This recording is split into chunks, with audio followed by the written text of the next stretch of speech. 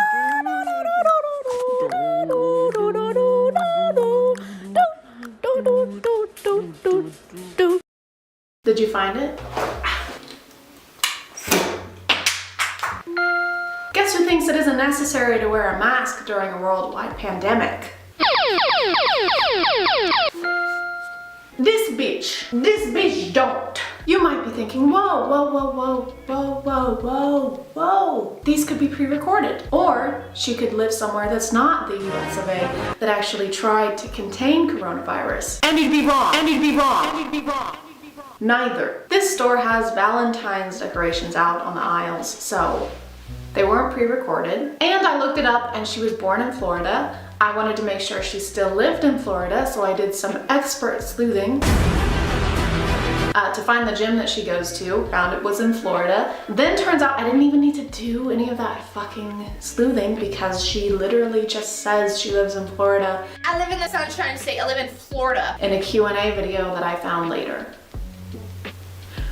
Which makes fucking sense. I truly wanted to believe that a creator with millions and millions of impressionable followers was not going to stores, restaurants, gyms, without even a Lana Del Rey mask in sight. As someone from the Deep South, I have zero patience left for people who think that wearing a mask is so inconvenient that they're willing to risk the safety of others. Even if she were to rent out the entire Walmart store every time she films a TikTok, which I'm sure she does, you should still wear a mask. Kids watch this shit. You're supposed to be setting a good example. Speaking of kids, her content is targeted to and consumed by them. She even acknowledges this in some of her videos that I've seen. I'm a burrito. Oh, not that girl. I don't like her. She's so annoying. Can't kidnap her. The kids love her. So why then are there so many references to growing a fat peach? They're not just references, actually. It's literally her slogan. Like, she says it at the beginning of videos. It's a great day to grow a fat peach. It's a great day to grow a fat peach. It's a great day to grow a fat peach. Good morning, world. It is a great day to grow a fat peach. And it's in her YouTube header on her channel. Why do kids need to worry about having a big ass? I don't even like saying that sentence. Young girls already see a slew of abs, poreless faces, and Photoshop bodies on a daily basis. They don't need their favorite influencer telling them to start working on their Kim K ass at the age of 11. And don't try and tell me they aren't kids. I've read the comments. Also, wear a mask to the gym, okay? Why do you like being outside so much? You see, sweetie, there was once a time where being outside was illegal, so, you know, count your blessings. Where is it illegal for you to go outside? You're literally outside right now. You do not get to complain. Some of us haven't left our houses and haven't done a single fun thing in almost a year. You've been going to Walmart and IHOP every single day without a fucking mask. Someone's grandma is dead, but at least you got your funfetti pancakes, am I right? This. Ooh, yeah. Stop messing with those chairs. There's coronavirus. You have no idea who's touching those. There is no way that she just ran into the fucking point like that. Yes, there's coronavirus. You dumbass. Ugh. I don't even have a joke for this. Oh, this is so pretty. I gotta touch it. Touchy touch, touchy touch. Can we get this? It's so soft. Stop! Put it down. We're not getting it. Let's go. Dang it. I think I got a boogie. I got. Ooh. Stop! Don't pick your nose in public. That's embarrassing. Okay. Oh, that looks so shiny. I gotta touch it. Stop! There is literally an elderly woman in the background wearing a mask while you rub your face on that seat, shove your fingers up your nose, and then wipe your hands across those glasses that are on display without a mask. Hello, and welcome to a new segment. Let's call this one Amy Woe doing things that would be considered unhygienic even if there were not an ongoing pandemic.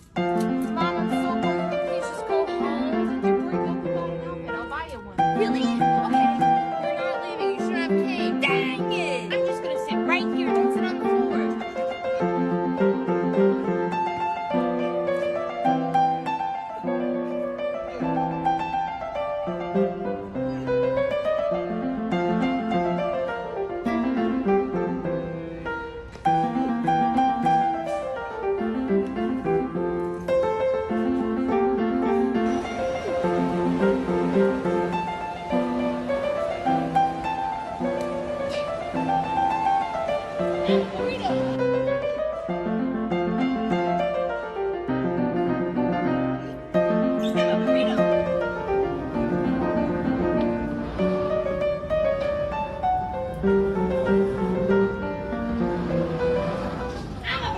You're disgusting, and I don't feel bad for anything I've said in this video. How you make the best content. Every day I wake up, I do not know what I'm gonna create. I don't. I really thrive on living in the moment. Oh, believe me, no one would suspect your manners to be rehearsed. This whole spiel she's on is like a Kanye West tweet. People ask me all the time, Amy, how do you even come up with these ideas? Like, how do you even come up with your videos? Bruh, I have no idea anything. People ask me all the time how I come up with my ideas, my brilliant ideas, and I just say to them, you know, bruh, I have no idea anything. Chicken nuggets or chicken strip. I really like nuggies and I really like tendies, but here's the thing. If I do not consume at least one tendy every single day of my life, it's not a good day. Why are you talking so loud, bruh? Also, close your eyes and tell me you wouldn't think this is Lele Pons. Except even Lele wears a mask. You know you're doing something wrong when I can compare you to Lele Pons and you come out the runner-up. I was gonna try and make this video a little longer than my other ones, but I honestly can't stomach watching any more of this trash. I'm sorry if this video became less about cringe and more about, oh wow, this person is legitimately a piece of shit. But yeah, I wish this person didn't have over 11 million followers on their platform of mostly kids, so they never get called out for anything. If you are still here, thank you so much for watching. I appreciate you clicking on my video out of all the videos that are on here, and I will see you next time. Okay, bye.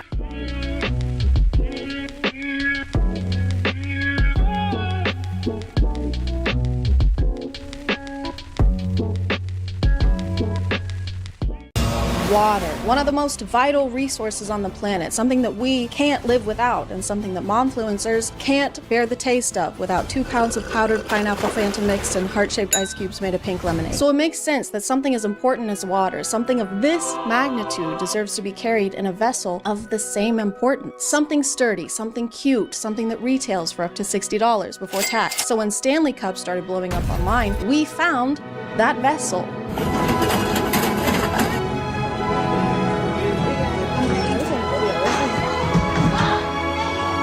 For the past year or so, I had never really heard of Stanley Cups, and if you still haven't, Stanley Cups are to Hydro Flasks what Hydro Flasks are to Yeti Cups. I feel like I need to have something in my hand. I can't do this without something in my hand. Oh, perfect. Aww, bestie. Every few years or so, there's a new water bottle brand that everybody wants for Christmas, and if you don't have it, you're a loser. Oh, so you just want to drink water and you don't care about how on trend the container holding it is? That is so thirsty. Like all the brands before, Stanley makes water bottles, but their bottles have a little handle on the side, a little thing to grip, so that you can finally handle the grippy.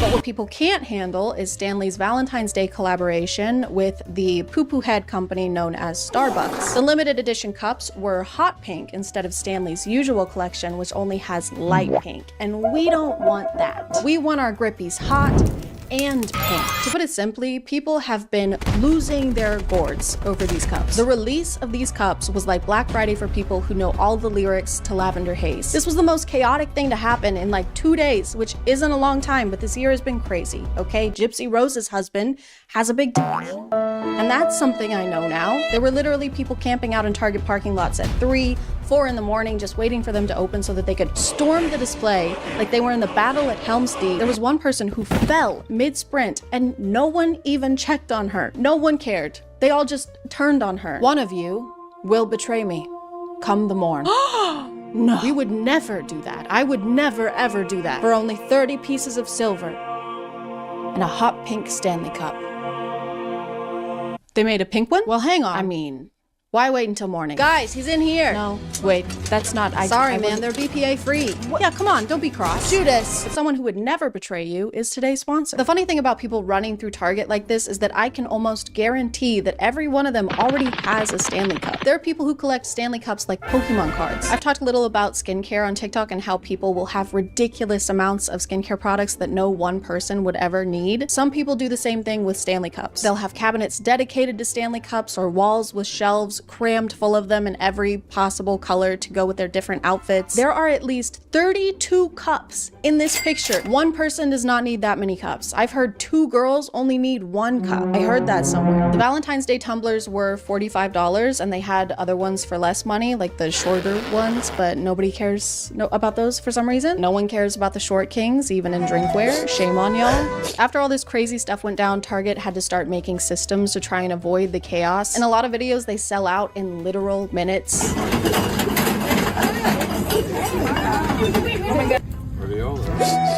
People were grabbing them so quickly that they had to start enforcing a 2 per person limit on the cups. Some Targets were apparently even handing out tickets to the lines in front of Target.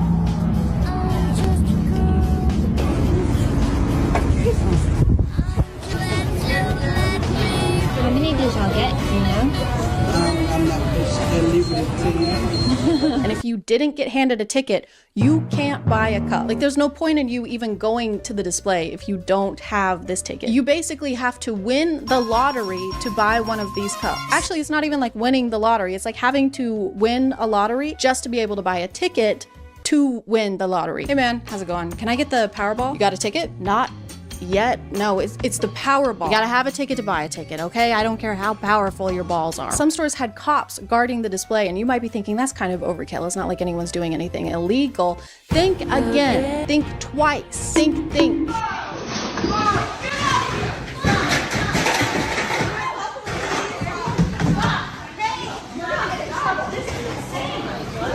Fucking loser. This guy grabs an entire box from behind the counter, which is crazy. I don't care about Starbucks or Target, but don't stress out the employees. They're already over your shit without you doing anything illegal. You're legally a pain in the ass. But then these people body slam and tackle him. Stop him! Stop him!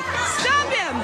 Stop him! Yeah, stop him! Everyone rallied together over this box of Stanley Cups like their lives depended on it. I've seen less of a Samaritan response during anything else. Oh my god, that man is stealing a box of Stanley Cups. He's stealing Stanley Cups. No, it's a baby. I'm stealing a baby. Oh, thank God. I thought he was doing something really bad. Come on, I'm a kidnapper, not a monster. Goo goo gaga. Goo goo goo. Gaga ga. And after this whole struggle, it looks like there's only 1 cup in this box. No, it's okay. We're gonna call law enforcement. He just 1v12'd these people for 1 piece of drinkware. And I understand being excited about something that's limited edition. People do it with video games and collectibles all the time. But we're talking about reusable water bottles. It helps the environment because you only need 1, like a cast iron skillet or underwear. But some people like to kill 2 birds with 1 stone, or all birds with 1 environmental crisis, and use both.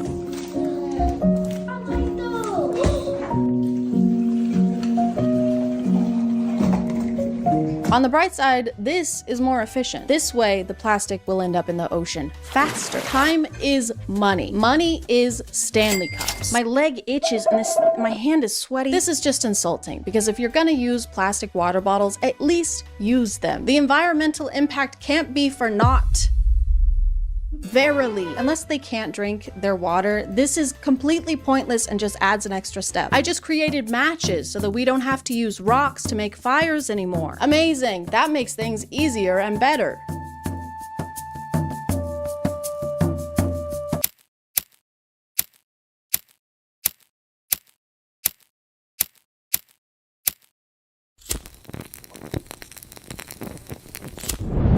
That was way easy. So convenient, right? I know they want the aesthetic, so that's why they have to pour the water into the Stanley, but it's also so they can use the Stanley bowl attachment thing.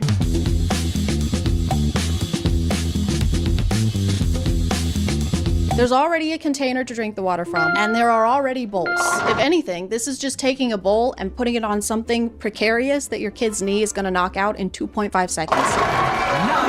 And if you take too many grapes from one side, the whole thing will topple over. This is like putting your toddler's food on top of a Jenga tower. And that's another thing about Stanleys, is that people like to make accessories for them, which if you take into account the people who think of these as accessories and buy different colors to go with their outfits, this is accessorizing an accessory.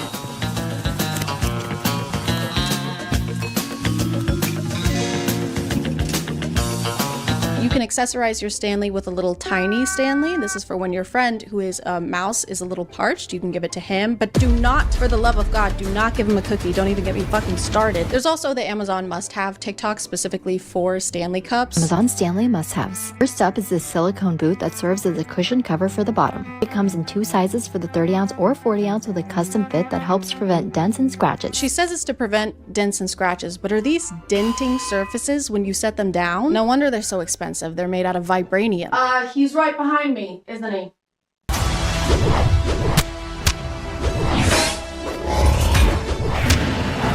You can also buy clothes and purses for your Stanley. This carrier is another favorite, especially if you like to bring your Stanley on the go. It secures around the cup with Velcro for a nice snug fit. This pouch that's designed to strap onto Stanleys so you can keep a few of your important belongings like a cell phone, key fob, and card holder all together. It kind of seems like a water bottle isn't what you want. You would like a doll, like a Barbie or an American Girl doll. These are probably as expensive as American Girl dolls, which is really hard to be. And this is fine. Some of these are cute. I'm not gonna pretend that they're not, but what isn't cute is whatever this is. The packaging was so cute, I had to get it laminated. Then I rolled it up and tied it with a scrunchie, added some glue dots to the back. Now I can use my tumbler without messing up the label. You just laminated garbage. We don't need ways to make trash last longer. Biodegradable.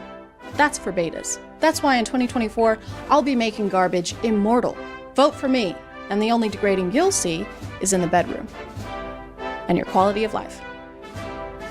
And the economy. I know that this is not every Stanley Cup owner. There are plenty of people who like Stanleys a normal amount, who just want a reusable, cute cup, and who don't try to punch Target employees in the throat. I think all the Valentine's Day cups are sold out now, which sucks, because how am I supposed to get one? There are some people reselling them for over $200, and that's ridiculous. So I guess I'm gonna have to make my own Stanley Cup. So this is my tutorial for how to make your own Stanley Cup. First, you're gonna buy this decal paper from online, and then you're gonna not use that at all, because you don't have ink for your printer, and then it snows in Tennessee way more than anyone is used to. Everyone is staying home from school and work. Everyone is stranded. I'm stranded. I can't go to the grocery store. I'm only eating Chef Boyardee. These are dark times. So then you're gonna have to improvise a little bit. You're gonna have to brainstorm, and then you're gonna remember that your amazing, wonderful manager got you an Insta camera for Christmas, and then you're just gonna take a picture of your design on your phone, print that out, cut it out, fasten it to your cup in a dishwasher waterproof way, and there you go. There is your very own Stanley Cup. You know, Stanley,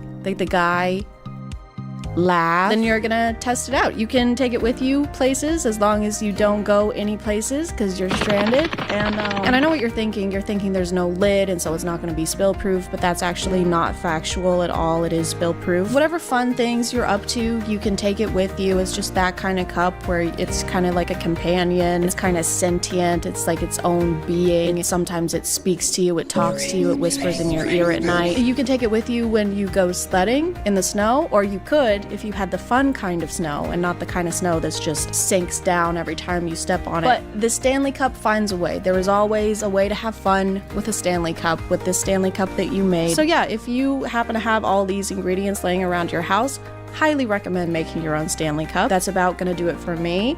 Send help, reinforcements, send food that doesn't come in a can, send those things from the Hunger Games that the sponsors just send help. I'm gonna call it there, guys. Thank you for subscribing, and if you are still here, thank you so much for watching. I appreciate you clicking on my video out of all the videos that are on here, and I'll see you next time. Okay, bye.